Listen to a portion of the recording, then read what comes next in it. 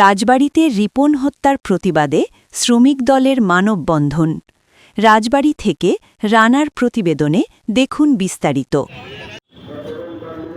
রাজবাড়ীর গোয়ালন্দ মোড়ে করিম ফিলিং স্টেশনে তেল নেওয়ার পর টাকা পরিশোধ না করে পালানোর সময় প্রাইভেট কারের চাপায় রিপন সাহা নামে এক ফিলিং স্টেশন কর্মী নিহত হয়েছেন। এ ঘটনায় ঠিকাদার আবুল হাসেম সুজন সহ দুজনকে গ্রেপ্তার করেছে পুলিশ।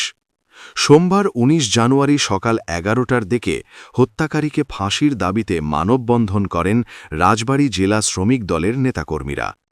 এ সময় উপস্থিত ছিলেন রাজবাড়ী জেলা বিএনপির যুগ্ম আহ্বায়ক গাজী আহসান হাবিব, জেলা শ্রমিক দলের সাধারণ সম্পাদক শাহ আলম এবং জেলা যুবদলের আহ্বায়ক খাইরুল আনাম বকুল, ভিপি বকুল ও সদর থানার শ্রমিক দলের সাংগঠনিক সম্পাদক মিলন শেখ এবং শ্রমিক দল নেতা শহীদুল সহ অন্যান্য নেতৃবৃন্দরা।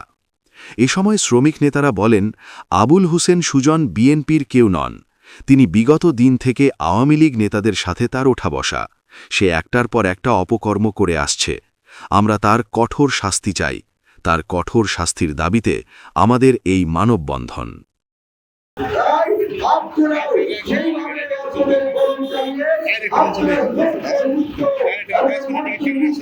একজন ঠিকাদার যিনি গাড়ি চাপা দিয়ে একজন মানুষকে হত্যা করে, তো এ বিষয়ে যখন এটা নিউজ আকারে মানুষের সামনে আসে তখন এটাকে একটা স্বার্থান্বেষী মহল, আমরা মনে করি যে এরা পতিত ফ্যাসিবাদের দোষর, পতিত স্বৈরাচারের দোষরেরা একটা ভিন্ন উদ্দেশ্য নিয়ে, একটা খারাপ উদ্দেশ্য নিয়ে তারা এটাকে ভিন্ন খাতে প্রবাহিত করার জন্য প্রচার করতে থাকে।